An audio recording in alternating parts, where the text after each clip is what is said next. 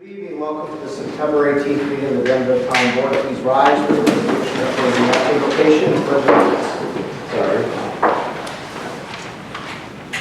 Dear Lord, first let me say thank you on behalf of all who are here. Thank you for the many abundant blessings in each of our lives. Thank you for life itself, for our health, which we need to fulfill our callings, and for our many friendships. Thank you for the ability to be involved in useful work and for the honor of bearing appropriate responsibilities. Thank you for the freedom to embrace you or the freedom to reject you. And we ask that you grant each of us the wisdom to govern and the temperament to work together for the greater good. Amen. Amen. I pledge allegiance to the flag of the United States of America and to the republic for which it stands, one nation, under God, indivisible, with liberty and justice for all. Call the roll. For the record show, Councilman Brown is absent. Councilman Rosen? Here. Councilman Gallucci? Here. Councilman Lewis-Bowski? Here. Supervisor Caxley? Here. So you see on your agenda, which is up front, there's only one add-on on the agenda tonight. That add-on is a resolution authorizing the supervisor to sign an MOU with the Scotia Glenville School District for the pre-vocational experience program, which we do annually with the Senior Center. It's an unpaid internship for high school students to satisfy local, state, and federal legal requirements to have this agreement so they can work in a senior center with our seniors. It's a great program. We do it every year, and so that is on the add-on. With that, I will start on my left with town council reports with Councilman Gallucci. Just briefly wanted to acknowledge, people may have noticed the teal ribbons going up around parts of our town, parts of neighboring towns, Outlaw, Scotia, I've seen Boston, Spot, Niskayuna. Teal ribbons are symbolic of the Turn the Town's Teal movement, which is to bring awareness to ovarian cancer. September is Ovarian Cancer Awareness Month. So I just wanted to point that out, thank the folks. There was a group over in Outlaws that went around putting them up and thank them for their efforts. Also, just a quick personal note, my wife and I welcomed our firstborn child. Wanted to extend a heartfelt thanks to the staff over at Bellevue Hospital. They were fantastic. Anyone who's in that situation, consider Bellevue Hospital as a place to deliver. It was great. That's it. Thank you. If I could just add, September is also prostate cancer awareness month, which is the blue ribbons, and that's also a very important awareness effort. We know actually here some folks that are dealing with that, and so September is ovarian cancer, but it's also prostate cancer awareness. Councilman Roswell. I just have two quick things. The first thing is this weekend is Outlaws Fire Department Ladies Auxiliary is their Apple Festival from 1 to 4 on Saturday, and they have all kinds of really yummy apple things that you can go over there and purchase. You're welcome. And I attended the 75th anniversary celebration for Buchendall Fire Department. It was a really lovely ceremony. They've been around for quite a long time, and they were able to recognize 3 50-year members, and they were all women, which I thought was absolutely amazing. So congratulations to them, and that's all. And Dutch Fair in Scotia. Dutch Fair is this weekend as well. Yes. Can't miss the Dutch Fair.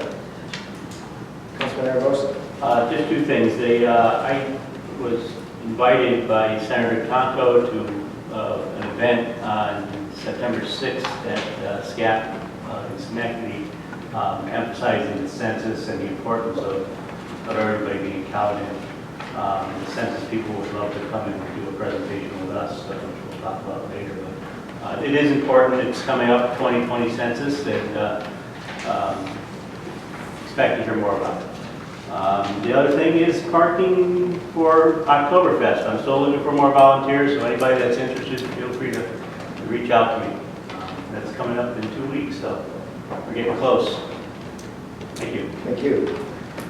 With that, we'll move on to item number 5, which is the public hearing related to Chapter 270 zoning for the code of the town of Glenville to add new sections entitled Freeman's Bridge Road Overlay District and Design Standards. These are design standards that are being proposed. There's copies of the design standards up here. These are design standards that are being proposed for Freeman's Bridge Road, and they include dealing with items such as canopies, drive-throughs, colors and materials that can be used, architectural details, standards for a variety of different screening and service entrance locations, pedestrian connectivity, lighting, the list goes on and on. So we'll be having this public hearing tonight. As many of you know, we had public hearings last meeting as well on some of the zone change proposals to Freeman's Bridge Road. With all the confusion going on, apparently on all the different things we're proposing for Freeman's Bridge Road, I thought it made a lot of sense to sit down with the landowners on Freeman's Bridge Road. And so Jim Martin is leading our effort on this through the Code Review Committee. Jim Martin and I will be meeting with our Freeman's Bridge Road landowners this Friday morning. We'll be presenting all this. Our planner, our community planner was the old title. Community Development Director Melissa will be with us as well. And we will be presenting to them and really just listening back their comments and talking more about what we're proposing and more what they're looking to do with Freeman's Bridge Road. So we will have this public hearing, which is now open. Anyone wish to be heard on that matter regarding Freeman's Bridge Road overlay for architectural standards? Going once, going twice, seeing none, that is now closed.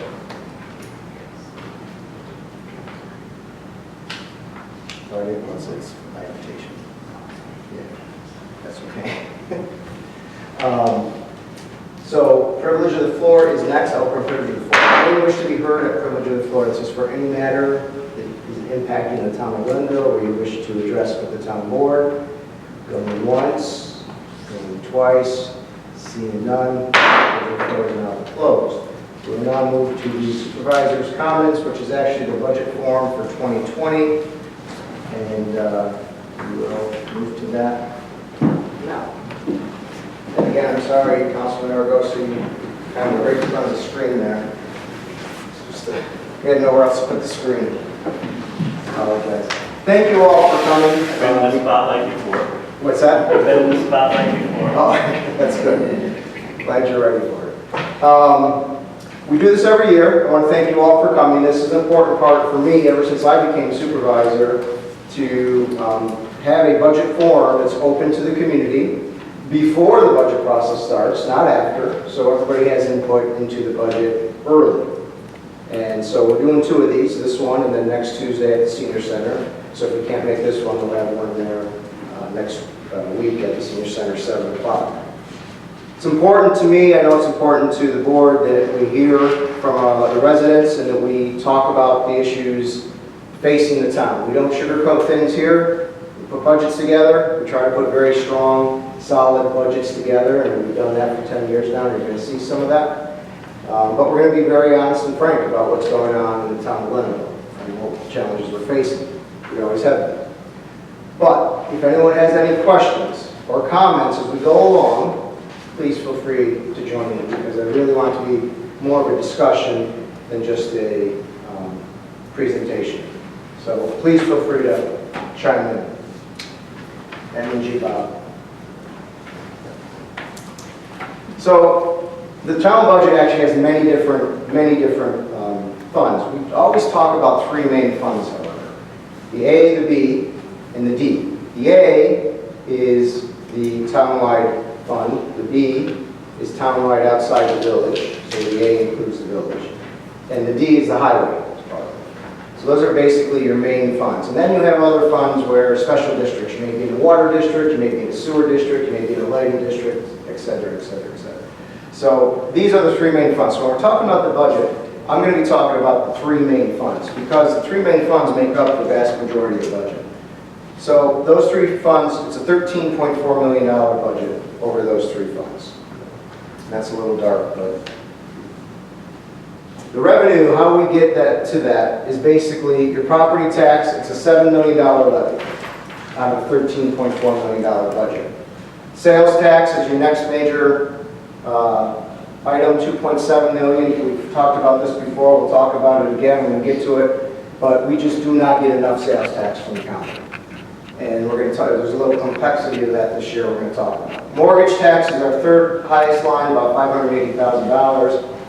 And then state aid, franchise fee, and then everything else, which is all different things. Building permits, zoning permits, everything else adds up to the $2.2 million down there.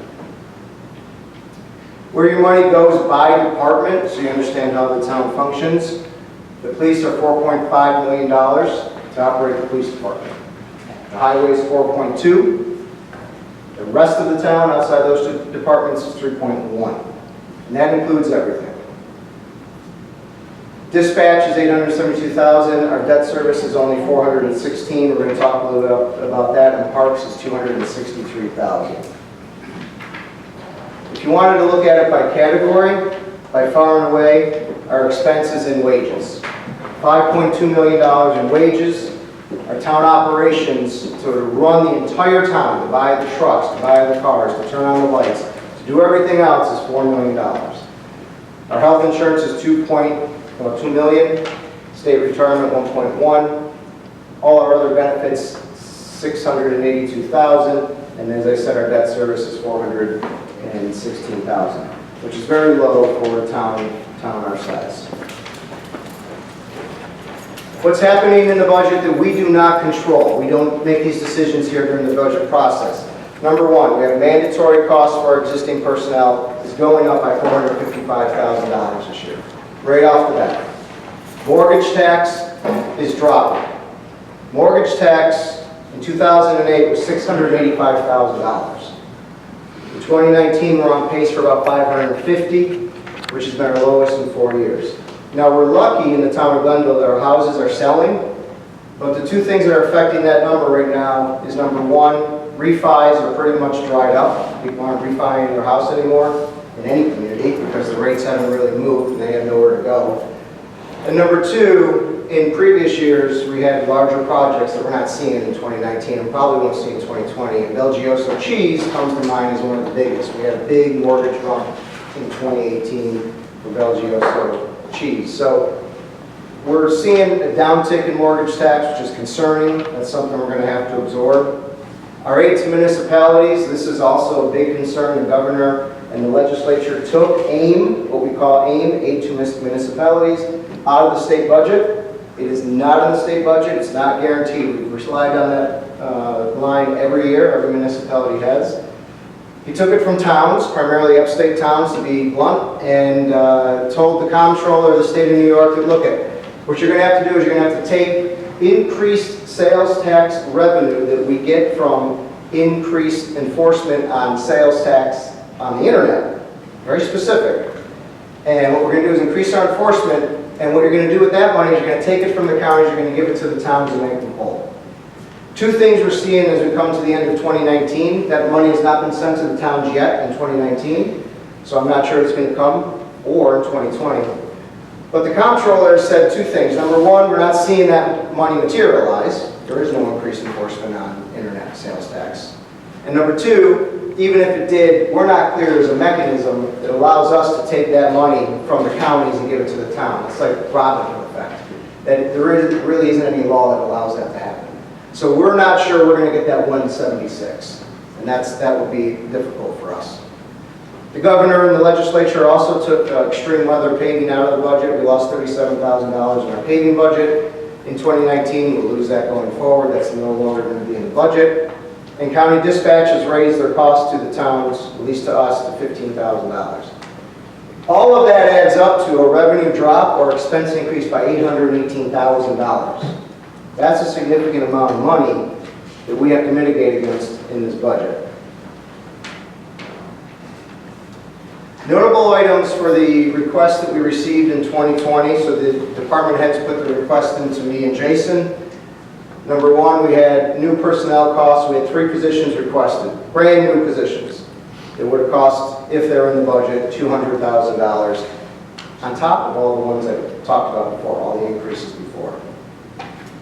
We had 7 new vehicles requested. These are not big trucks. This is not the heavy equipment. This is just vehicles. police cars, Explorers, pickup trucks, at a cost of $265,000. And all the capital requests that came in total $9 million. So it tells me a few things here. This does not include, this $9 million does not include any new town hall or any renovations to Yates Mansion if we go forward with any of that. What that $9 million tells me, and I think should tell residents, is that we got an infrastructure problem. We have an aging infrastructure. These aren't requests that came in just because people are bored and they're making up, these projects they want to do. We have an aging water system, we have aging roads, we have an aging sewer system, and we have significant needs to address in the coming years. Now, last year we got $7 million in capital requests. We did not spend $7 million. But this year it's $9 million. And as long as you keep deferring that, next year it's going to be 11. Then it's going to be 15. And then someday you're not going to have drinking water. That's just the way this goes. We have an infrastructure we have to maintain, and we're going to have to address it. The good news here is this board for the past 10 years has been proactive in dealing with capital reserves. And I'm going to talk to you a little bit about that and why it was so important to protect the fund balance and put that much of that money into capital reserves. So we're balancing these needs against something called the tax cap. Our tax cap this year is a maximum of $264,000 in levy increase. So we're able to increase our budget, our levy, by $264,000, which equals a 2.94% levy increase, or 2.5% rate increase, tax rate increase. Now, that seems like a lot of money. Balance that against our contractual wages I talked to you earlier about, $300,000 in new spending, health insurance, $110,000, state retirement, $45,000. That adds up to about $455,000 in new mandatory costs against a $264,000 cap.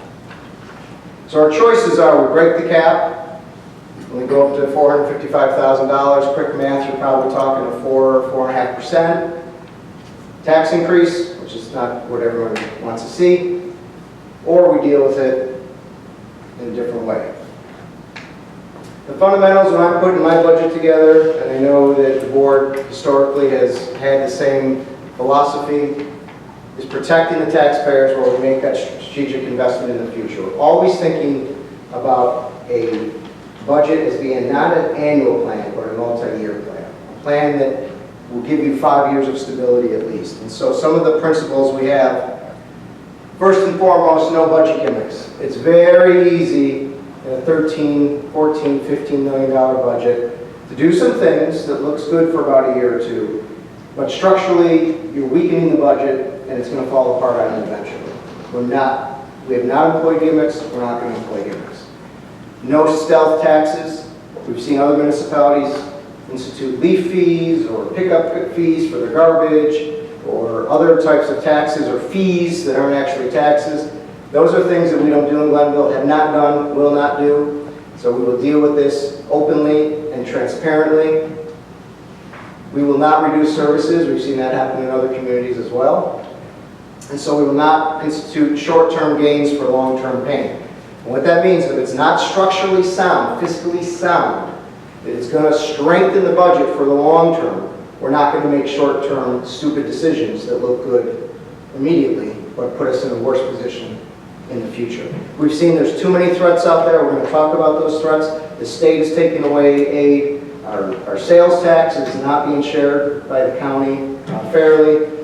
Mortgage tax is down. There's just too many threats out there to weaken the long-term structural budget.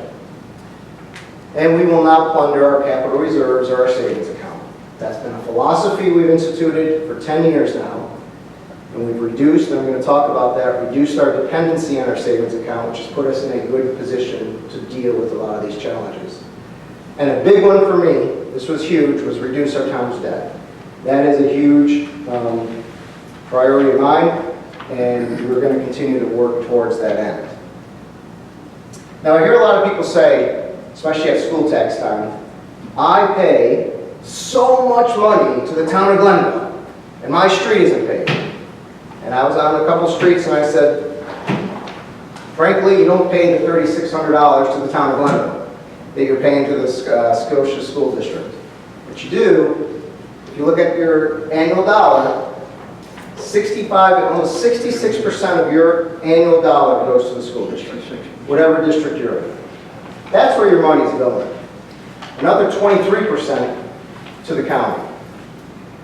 Glenville, just a little bit over, with highway included, is just a little bit over 10 cents on the dollar of your annual dollar. So I believe for the dime that we collect every year off that dollar, you're getting a lot of services and really good services.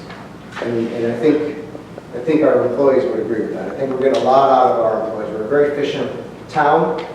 And I'm going to tell you what I'm most proud about of our employees. We are the largest town in Schenectady County, geographically and population by the last census. And we have the fewest employees delivering more services than the other communities. And that says a lot about the people that work at this town. And I'm very proud of that.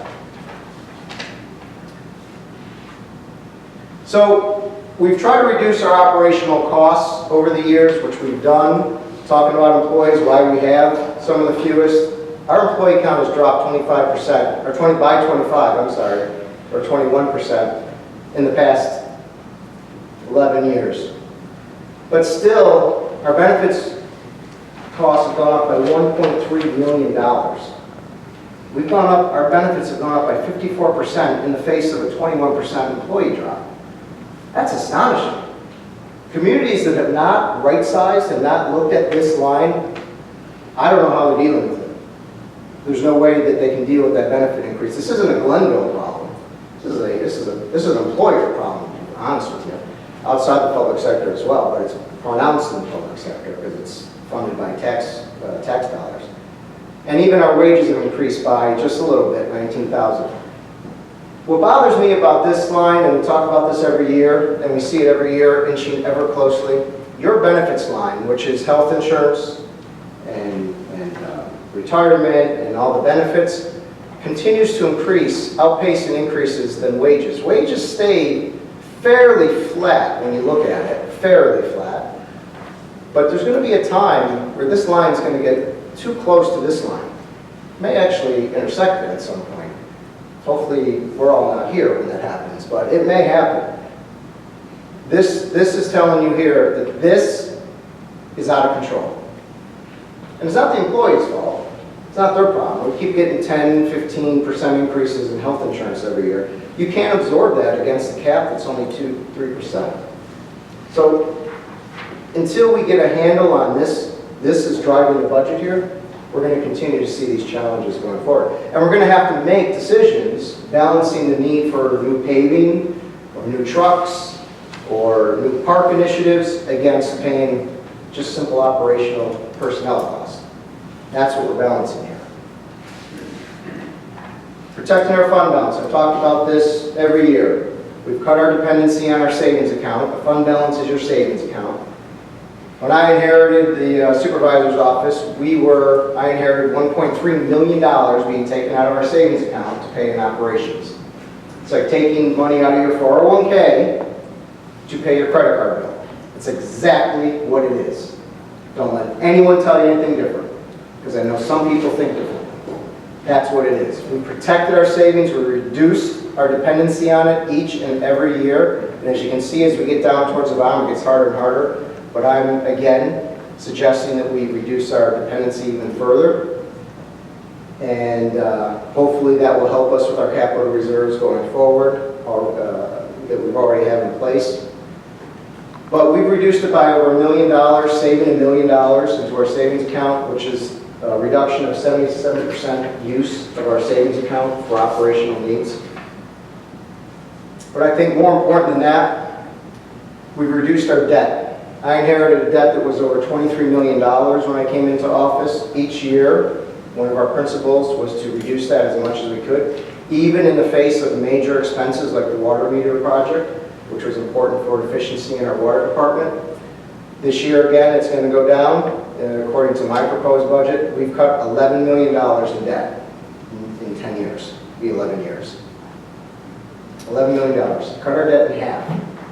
That saved a tremendous amount of finance charges to the tune of almost $5 million over that period. So when people say, well, how do you deal with the stuff you're talking about where, you know, your costs are going up and your levy's staying here, and this is how we do it. This has freed up a tremendous amount of money for us to be able to absorb all these issues. You cut your debt, you cut your finance charges. You cut your finance charges, you're able to use them.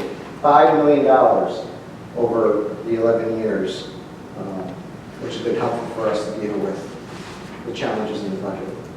The other thing we've been doing, and has been a cornerstone of our administration, is expanding the tax base. The other thing we do is get more tax dollars in through new growth. Glenville has gone through a tremendous amount of growth. You look at that from when I became supervisor, that growth. Now here, this is pretty much leveling off. We got a little bit of a drop this year. That's $2 billion, 71 million to $2 billion, 70 million.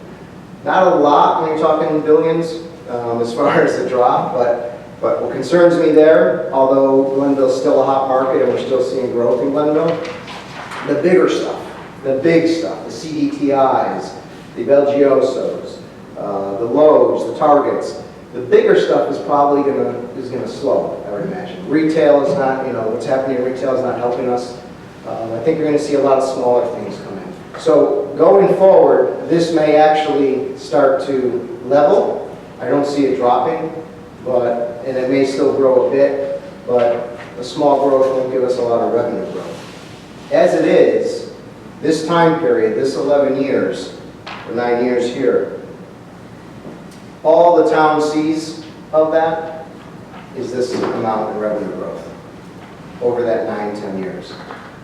So there's been a $72 million growth in property tax in the town of Glenville.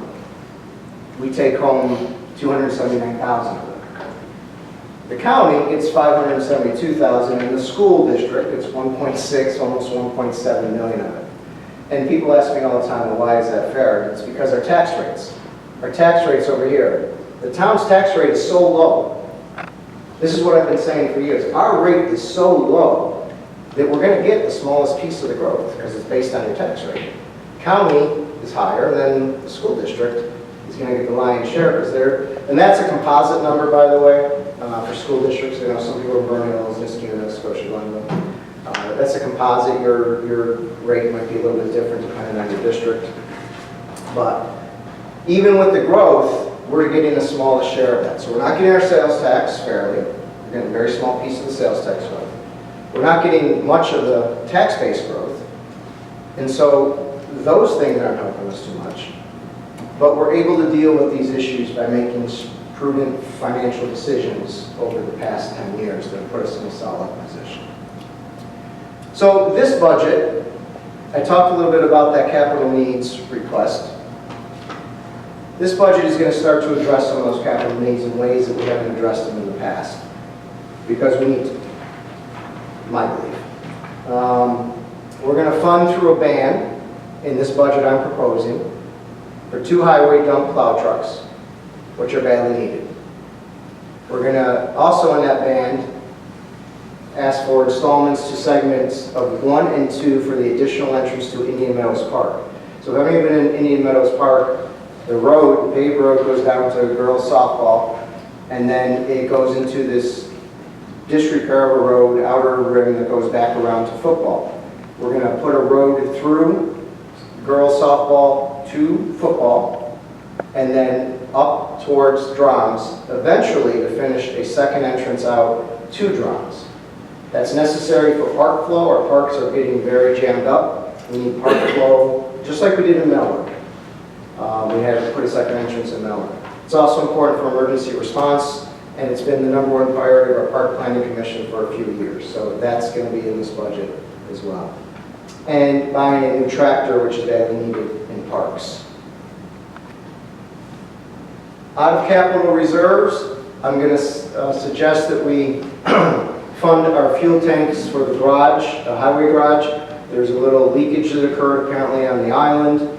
DEC has been involved, and that is really a necessary expenditure, to be frank. DEC thinks it's an option, so we're going to fund that. I'm in talks with the county right now, Metroplex, about funding a portion of our bike path on the river between Scotia and town of Glenville, along the river on Freeman's to Shawneewee. If they don't come through with the funding, then we're going to have to pay about $80,000, but I have a good feeling that they're going to come through with some sort of funding for that. We're going to pave the senior parking lot, which is in terrible disrepair, and frankly, people who have some difficult time traversing parking lots ought to be on smooth pavement, so we need to take care of that. And of course, fund the water fund, out of the water fund, the move from Glen Oaks to the town system.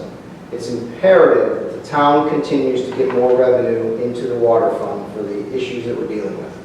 Currently, our residents in Glen Oaks are paying 1.5 times the Scotia rate, which is not fair to them. We can give them water cheaper, we can give them water at better pressure, and we can capture that revenue, which is going to help us grow our system.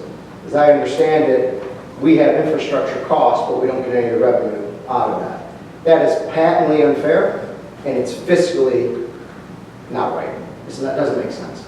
So we're going to capture the Glen Oaks customers. It's going to cost us about $330,000 in investment, but the revenue into our system is going to be well worth it. And we're going to finish the interconnection of our water plant, which is a fairly significant investment. Supervisor Katzel, Yes. can I just ask a simple question? Sure. Okay, my daughter's on the park commission for the last 11 or more years. Yes. I would like to know where you're installing the order 2 additional entrances at Indian Meadow. Can you explain that to me? It hasn't been engineered yet, so I can't say with specificity, but are you familiar, you're familiar where the girls' softball is in Indian Meadows? I've been down there to the Republican Fun Day. Yes, that's the baseball field. Yeah. Are you familiar with the other side where the girls' softball is?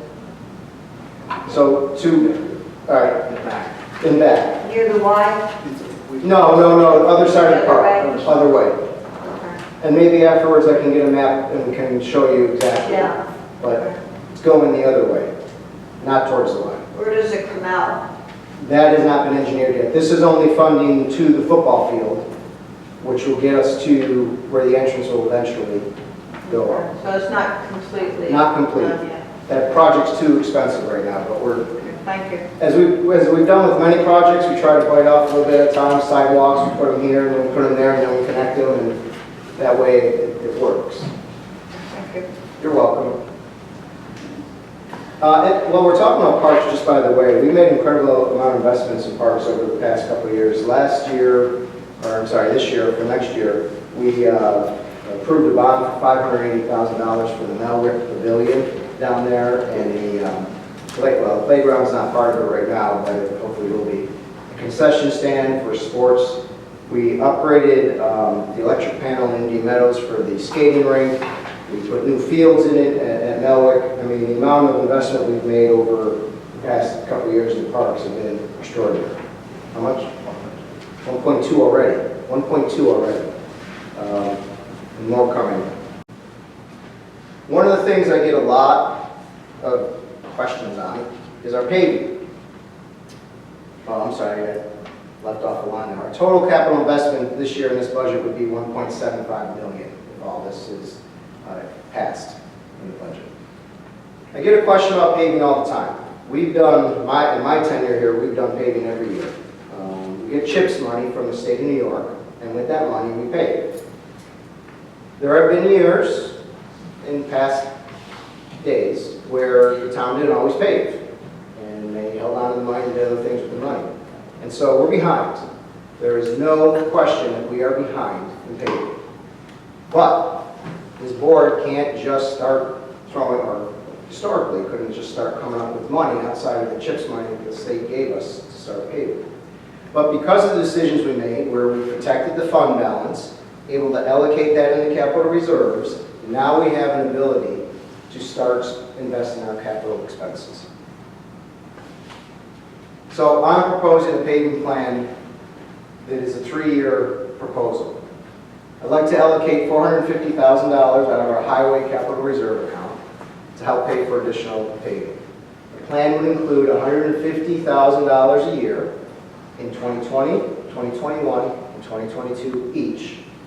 We would target the neediest roads in town as determined by the highway superintendent. Currently, we're going in an organized fashion from the north end of the town to the south end of the town. That may not make the most sense when there are roads that are needed to be paved in other areas of the town. And I think the priority in my discussion with the highway superintendent is Scotch Bush area, Glen Oaks, and Indian Hills. So we will be addressing paving through the capital reserve account, which we're able to do because of the decisions we made in the past. If we do not have the capital reserve account, we would either have to bond for that or not do it. So this is new, I think, for the board as far as having this idea of using capital reserves for this, but I believe we're at a point where these roads need attention. I talked to you a little bit earlier about sales tax. So a typical Target store, just so we all understand where we are on this, a typical Target store generates about $1 million in new sales tax for a community. 700, I'm going to just round, 750,000 of that goes to the county. Of that, $1 million. 130 goes to the city. 87,500 goes to Metroplex, and we get $9,000 on that sales tax. We get less than a penny on the dollar of every new sales tax. Now, this again is not a Glenville problem. This is a Schenectady County municipality problem. Scotia has the problem, and Niskuna has the problem, and Rotterdam has the problem. We all have the problem. But the communities that are thriving across the area, particularly in Saratoga County, if you look at it, are communities that are sharing their sales tax with their municipalities 50-50, a fair share. That's where they're able to make investments without the levy. So you see that costs are going up, our sales tax is staying, the delta is the levy. It's very simple math. The delta is the levy. What we don't get here, you have to get from the levy. That's simple. What the county keeps, you're taxed. You have to look at it that way because that's the way it is. And without that money, we're not able to make the investments in the community that other areas are able to make. The other thing I'm very proud about with Glenville, Glenville has the lowest tax rate in the entire county. That includes the county. City of Schenectady has the highest, $3,000. This is on a house worth about $200,000. $3,104. The Village of Scotia second. Village of Scotia second highest in the capital region, actually. $2,353 in taxable property dollars. Schenectady County, almost $1,500. Rotterdam, $1,000. Niskuna, just under $780. Our tax rate is the lowest in the county. I'm very proud of that. We run a very efficient, tight budget. And our residents are not overtaxed like you see in some of the other communities. That's a principle we want to continue to keep. So you can see in a typical example of an average village home assessed at $116,000, total levy increase over the past 7 years or so in Scotia has been $175, Schenectady $107, ours is only $34 on that village house. Because I get a lot of people confused about what are they paying in the village. Scotia taxes, town taxes. The total burden, if you look at it in 2019, is $1,500 to the Village of Scotia, $900 and $925 to the county, but only $134 to the town. So our burden is the lowest, and we're going to make sure we try to keep it that way. So the highlights of the 2020 budget, we talked about. Continue our philosophy of lowering our debt burden. This budget will cut another $1 million in debt burden out of our budget. And that will continue into 2020. We'll cut our dependency on our fund balance, our savings account, by another $40,000, which is too little, but frankly, I want to keep continuing to do that because it's an important principle to adhere to. Always stay within the tax cap. We always have. As long as I'm here, we always will. And that is a principle that I'm going to make sure we fight for. I know other communities don't do that. I believe it's important. Add resources to the parks. We're going to have an additional hire in parks, one full-time. This budget calls for a full-time hire in parks.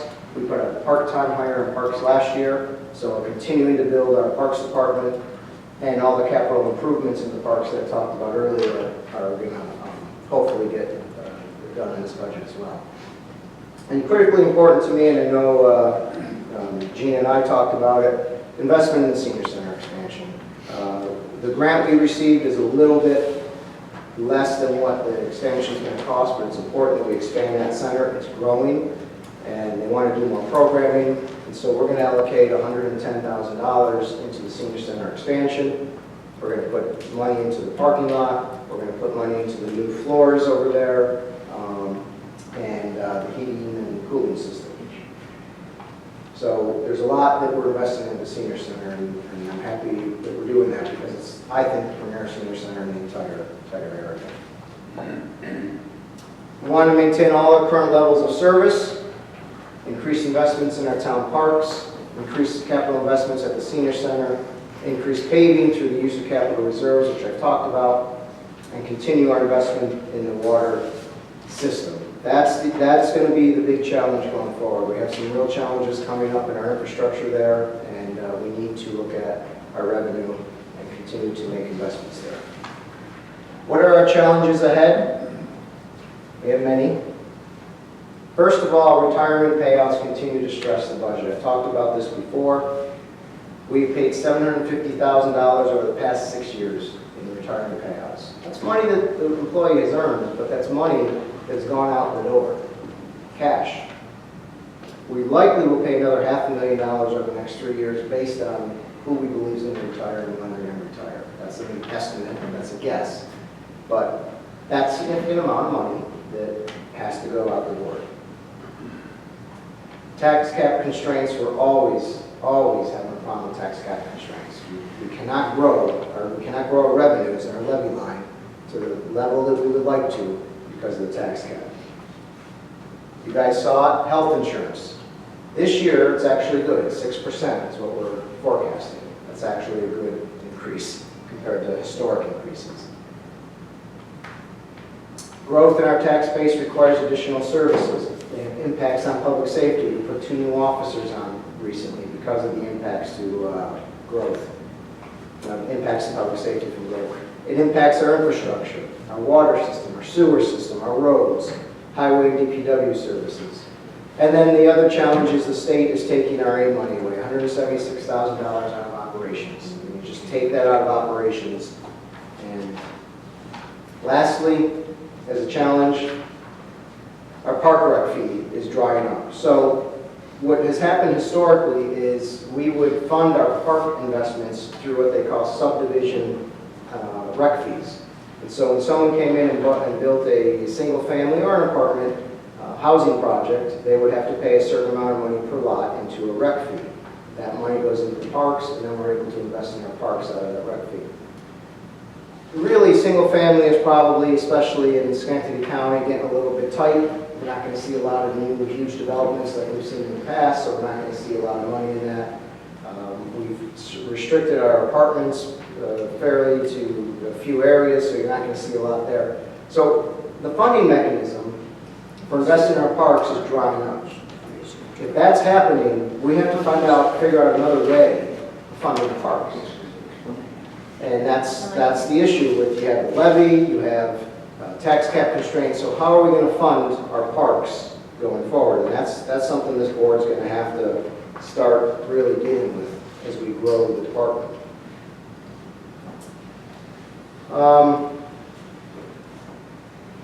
Other than that, we've come to the end of the formal presentation. And nobody stopped me with any questions through that, so thank you for that. But hopefully someone has questions or comments. This is an important opportunity for, I think, residents to have some input. Yes, sir. Sounds like state taxes have increased obviously over the years, but they're not bringing the money back to the actual residents. It sounds a similar story with the county. Are there any actions that you're looking to take, at least with the county, to try to balance that disparity in the tax dollars we're getting from sales tax? Yes. we've put a pretty aggressive effort together to try to work with the county on talking about this issue. That agreement doesn't expire until 2021.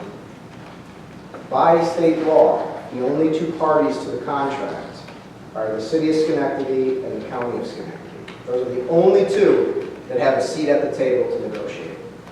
We are all bystanders in the corner waiting to hear what our piece is going to be. So we don't have standing in the agreement, first of all, so that's a problem.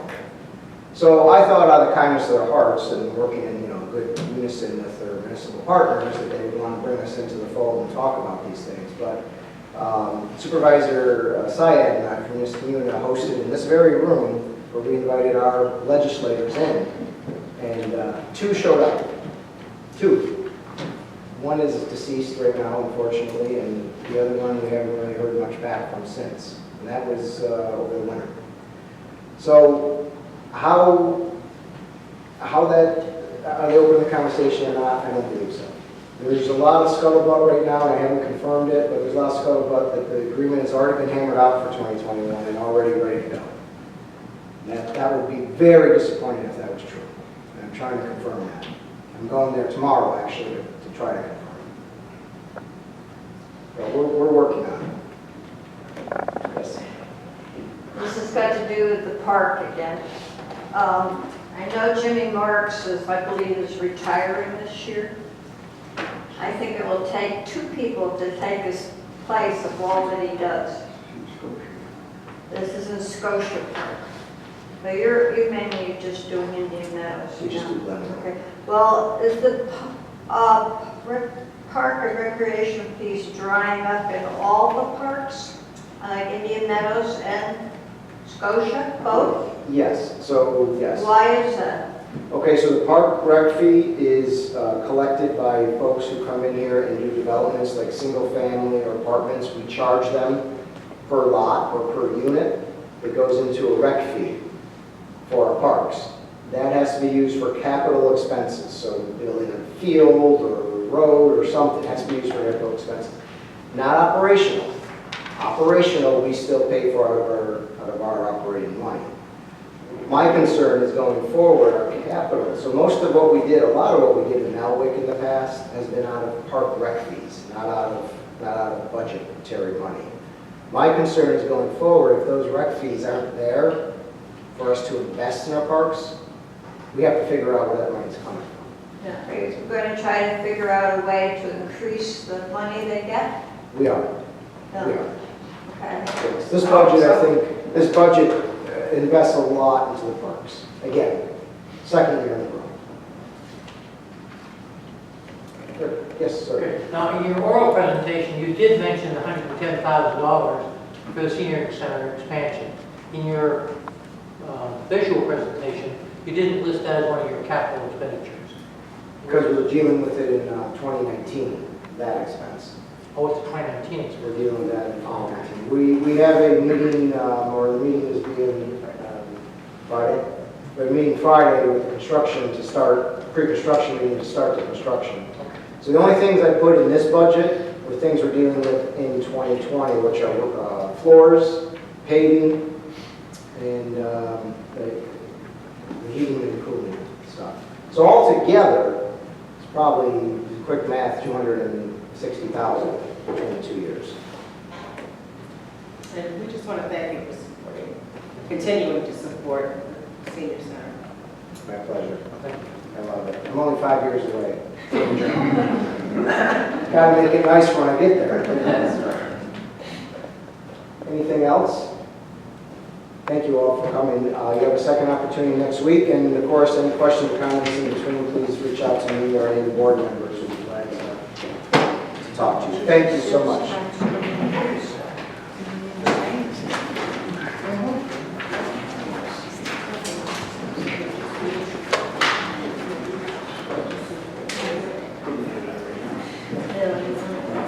Okay, back to the agenda. We have item number 8, which is a resolution appointing Sandra Daly to the bar, effective October 1st. Do I have a motion? Do I have a second? I'll second. Moved in second, discussion. Mr. Supervisor, Ms. Daly is currently serving on the Board of Assessment Review. Her term expires on September 30th, 2019, and she's shown interest in the position to be reappointed to a new term, a 5-year term. Thank you. Any other questions or comments?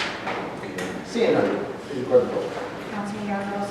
Yes. Councilman Goodlewski. Yes. Councilwoman Wozzachowski. Yes. Supervisor Pettsley. Yes, resolution passes. Next, resolution 9, scheduling a public hearing for a matter regarding a extension to Water District 11. Do I have a motion? So moved. Second.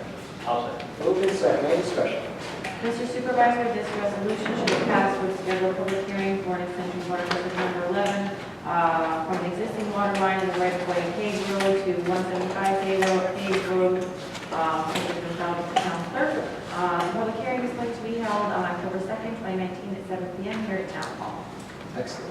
And I just want to make a technical note here. The agenda has the wrong SBL. The resolution has the correct SBL.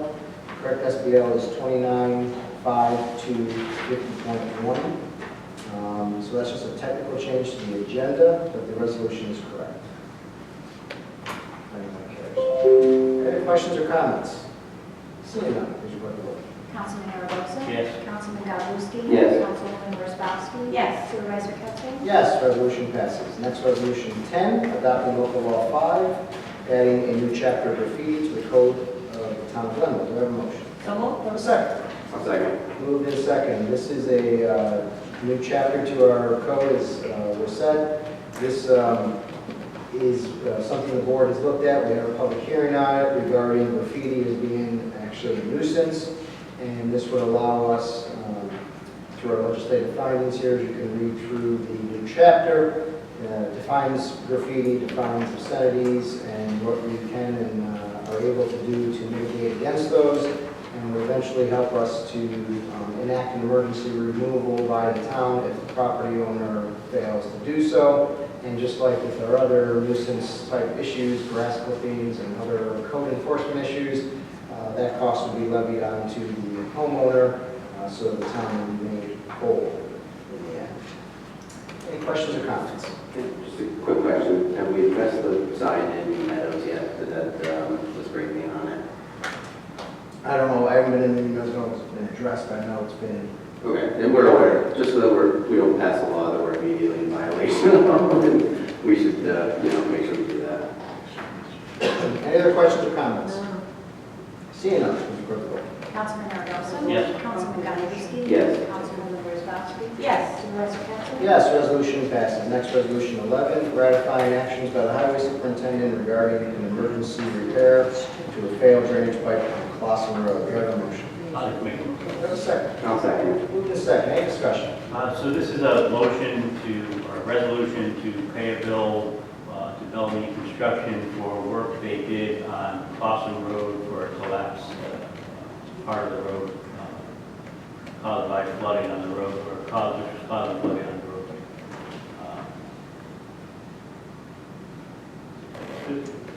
Thank you. Any other questions or comments? As you can see in the resolution, the total cost of this is $31,620, and it will be charged to the budget, which is not in the budget, just so another challenge. Other questions or comments? Seeing none, please refer to the vote. Councilman Yarborough. Yes. Councilman Goodlewski. Yes. Councilwoman Wozzachowski. Yes. Supervisor Pettsley. Yes, resolution passes. Next, resolution 12, purchasing a tow behind leaf collector. Do I have a motion? So moved. Do I have a second? I'll second. Moved in second, any discussion? Mr. Supervisor, this is in conjunction with the funding that's included with the 2019 adopted budget for one new commercial leaf machine for the Highway Department. The Commissioner of Public Works has recommended the purchase of one Extreme Back Model LCT 600 tow behind leaf collector.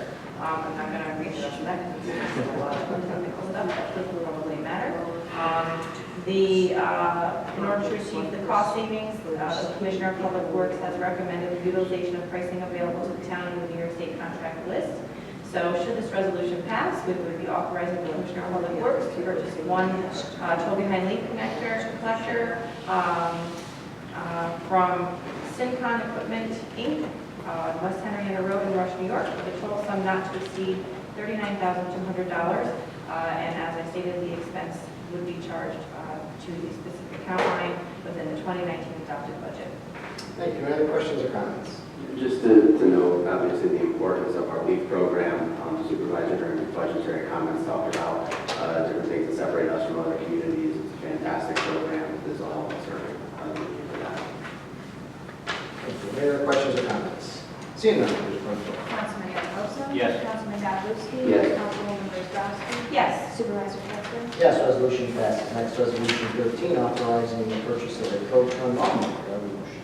So moved. Second. I'll second. Moved in second. Any discussion? Mr. Supervisor, this resolution addresses the proposed purchase of one Gravely Pro-Turn 472 lawnmower with bagging equipment, as recommended by the Commissioner of Public Works. In order to achieve the appropriate cost savings, it's recommended to use the pricing available to the town of the New York State contract. So should this resolution pass, it would authorize the Commissioner of Public Works to purchase one Gravely Pro-Turn 472 with bagging equipment at New York State contract pricing from Aaron's Company of West Bryan Street in Brillion, Wisconsin, for a total sum not to exceed $13,600. And as stated, it's within the 2019 adopted budget. Additionally, this resolution would approve two existing lawnmowers, would be deemed surplus property and are eligible for disposal in the most cost-effective manner as determined by the town council. Thank you. Any other questions or comments? Seeing none, please record the vote. Councilman Maravka? Yes. Councilman Godlewski? Yes. Councilwoman Wozzachowski? Yes. Supervisor Pettsley? Yes, resolution passes. Next, resolution 14, hiring seasonal workers. Do I have a motion? I'll move it. A second. I'll second. Moved in second. Any discussion? Mr. Supervisor, this deals with the provision to hire auto maintenance workers within the highway department as seasonal employees. Funding for these seasonal employees has been included in the 2019 budget. It is allowed for a maximum of 13 weeks per individual. So this resolution, should it pass, would approve 3 seasonal employees be appointed to the position of highway labor seasonal at the budget rate of $12.50 per hour with no benefits for a period not to exceed September 9th, 2019 through December 7th, 2019. It would also authorize the Commissioner of Public Works to appoint the qualified candidates to the seasonal positions upon consultation with the town supervisor. Thank you. Any other questions or comments? Seeing none, please record the vote. Councilman Maravka? Yes. Councilman Godlewski? Yes. Councilwoman Wozzachowski? Yes. Supervisor Pettsley? Yes, resolution passes. Next, resolution 15, appointing Brian Peterson to the Town of Glenville Zoning Board of Appeals. Do I have a motion? So moved. Do I have a second? I'll second, Mr. Supervisor. Moved in second. As you know, the vacancy has occurred, has for some time now occurred with the resignation. The ZBA is having a difficult time getting a quorum based on some of the alternates not being available. And so to fill the vacancy on the ZBA, Brian Peterson has been on the list. It has come recommended by the chair of the ZBA and lives in the town. Brian lives in the village, actually, which is nice to have village presidents on the ZBA. Brian is a business owner in the village. He does home inspections and has a home improvement company, so he's got a lot of experience in the field and with building, and I think he'd be a great addition to the ZBA. Any questions or comments? Mr. Peterson here. He is. Would you like to just maybe come to the microphone and just kind of state your interest, if that's okay? Why you're interested?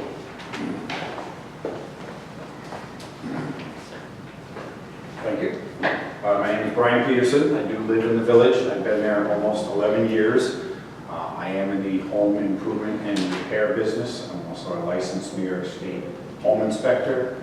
My interest is in what's going on and how it's done and why it's done.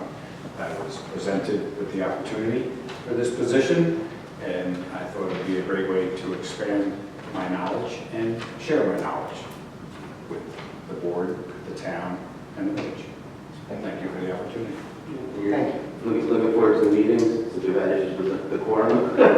So you have no problem getting to the meetings, because I know we've talked about having issues. No, I do have a valid driver's license. Okay, thank you so much, sir. Thank you, Brian. Any other questions or comments? Seeing none, please record the vote. Councilman Maravka? Yes. Councilman Godlewski? Yes. Councilwoman Wozzachowski? Yes. Supervisor Pettsley? Yes, resolution passes. Next, resolution 16, approving the monthly departmental reports for August 2019. Do I have a motion? I'll move. Do I have a second? I'll second. Moved in second. Any discussion? Mr. Supervisor, this is one of our pro forma resolutions. We received reports in our email from all the department heads. Hopefully, we've had a chance to review them at this point, and this is to approve them. Just a quick comment about the police department report, Chief Sanders' report. I'm very happy to see the extra information we're getting about the traffic car. Seems like it's going very well.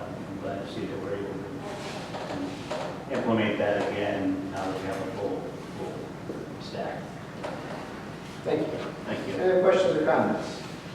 Seeing none, would you clerk the roll? Councilman Aravosio? Yes. Councilman Godlewski? Yes. Councilwoman Wozzachowski? Yes. Supervisor Pettsley? Yes, resolution passes. The last resolution, add-on 1, is a resolution authorizing the supervisor to enter into an MOA with the school district regarding the pre-vocational experience program at the senior center. Do I have a motion? So moved. A second. I'll second. Moving in second. Any discussion? Mr. Supervisor, this resolution is in connection with the program, as you stated, entitled the Pre-Vocational Experience Program, the goal of which is to provide students with educational opportunities in a community workplace setting. Glenville Senior Center does give the students such an educational opportunity in the form of unpaid internship experience. In order to comply with federal and state labor department and New York State Education Department laws and regulations, a memorandum of agreement that satisfies such requirements has been developed by the school district.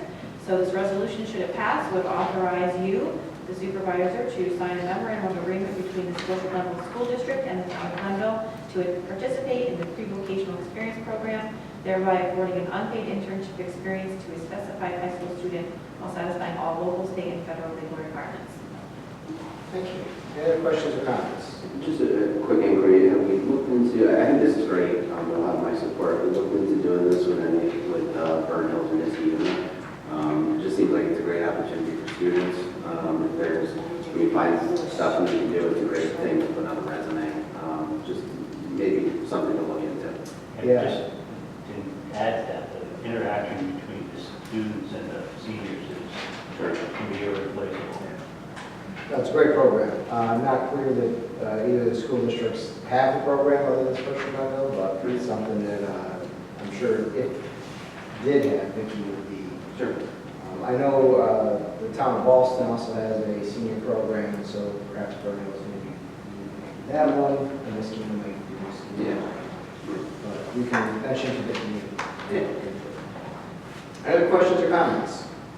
Seeing none, please record the vote. Councilman Aravosio? Yes. Councilman Godlewski? Yes. Councilwoman Wozzachowski? Yes. Supervisor Pettsley? Yes, resolution passes. Last item on the agenda is new business. I'll start on my left, Councilman Balus.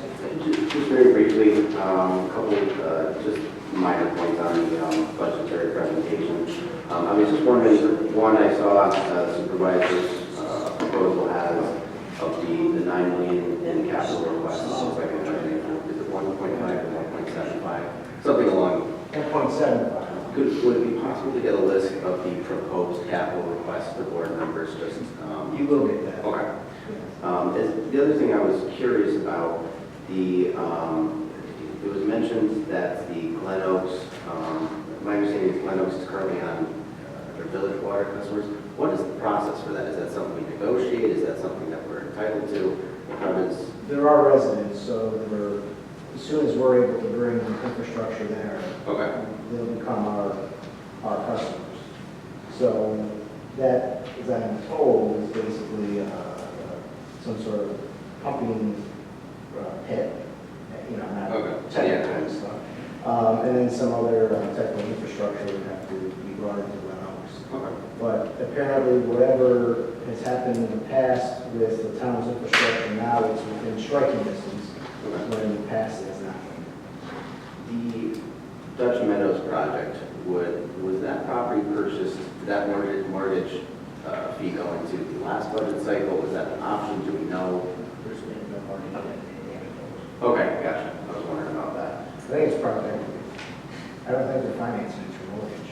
Oh, You're talking about the people that move into it. Is that what you're talking about? I was talking more about the purchase of the property, but Yeah, well, they haven't closed yet. Okay. It's my understanding there's not. it's not going to be, okay, all right. And just last point of inquiry, I thought, and I could be wrong about this, I thought there had been a restoration on the extreme winter paving money. I'm just wondering, I know that things got a little fuzzy at the very end of the state budget process. Maybe just something to take up. Yeah, we'd have to look, it is very fuzzy. Yeah. Everybody has a different, even Amy is very fuzzy with this whole, well, tell the comptroller to take it out of the sales, you know. Yeah. So if you talk to the governor, he's gonna tell you, yeah, Amy's in your budget, because I said, but the comptroller says no, so we'll look into it. Okay, all right, that's all. And that's it? Okay. Now we're on the council rules. Mr. Supervisor, I know that we are very shortly going to be moving the house on Van Buren Road, that's part, or Spidertown Road, that's part of the dog park property. So I'm going to be looking to work with you to start looking at our community garden, because I think that was one of the stumbling blocks, and now is the time to start planning for next year. So that's an initiative I'll be looking to talk with you and the rest of the board about going forward. That's very good. The bad news we got out of that was the barn building inspector said it's not safe, It's too bad. which is a shame. I bet Vicky's upset because she really likes that structure. So I know I'm out of order, but I know we have heard over and over again that there is a desire for people to purchase barnwood. So we, I mean, if we can't say that there may be some. Talked to Jason about that already, that we'll have to find a way of making sure that we get value, Okay. the highest value out of it. That's all I have. Councilman Ramos? The only question I have is your event on Friday morning for the Prince Bridge Road businesses. Were you able to reach out to all of them via email or? Yeah, they all got mailed invitations, letters, every property. I think it was 140 or something like that. We haven't heard if anyone's come or not. It is at 9 o'clock Friday morning at Mohawk Avenue. Mohawk Honda. They're gracious enough to open up their delivery bay for us, so hopefully we can accommodate as big of a crowd that comes, but I don't anticipate that. We are going to be working on a presentation to kind of go through and make sure everybody understands the proposal and just really solicit comments back. No, I think that's a great idea. I do too. I did have a business owner on Freeman's reach out, and there was just some confusion about the interplay between the work being done by the zoning revision committee and the Complete Streets program. I think they thought, they just had maybe a bit of a misunderstanding about what the proposed law is and the intents and purposes of it. So I think the meeting is a fantastic idea. And I've had multiple, business owners who same thing. They're just no one understands the difference because there's so much going on there. Me too. So I'm glad we're trying to Part of the clarify that. presentation is going to be really going through all the work that's been done on Freeman's Bridge Road over the years. There's been a significant amount of resources. When you start back to the money we got for EPC to clean up the Penco property, then you go back to the grants for Complete Streets and grants for waterfront revitalization. There's been a lot of investment in Freeman's Bridge Road over the years. And so now we're at the stage where, and this is part of the presentation, that we have to get the corridor ready for the 21st century. And if we want to go to DOT now we can go to DOT and say we have our studies done, and now if we get this done, now we have all our ducks in a row, and now we're able to go to the tip and get significant money for Complete Streets and revitalization of Freeman's Bridge Road. So this is a critical piece of that, and that's what we're going to talk about Friday. Yeah, I'll do my best to try to be there. It's important. We try to support it. All right, well, we really got into a roundabout here. I guess you're the last one, you have nothing more? Thank you. Okay, I have no new business, so we will take an order, motion to adjourn. I'll move. Second. I'll second. Moved in second, all in favor? Aye. Any opposed? We're adjourned.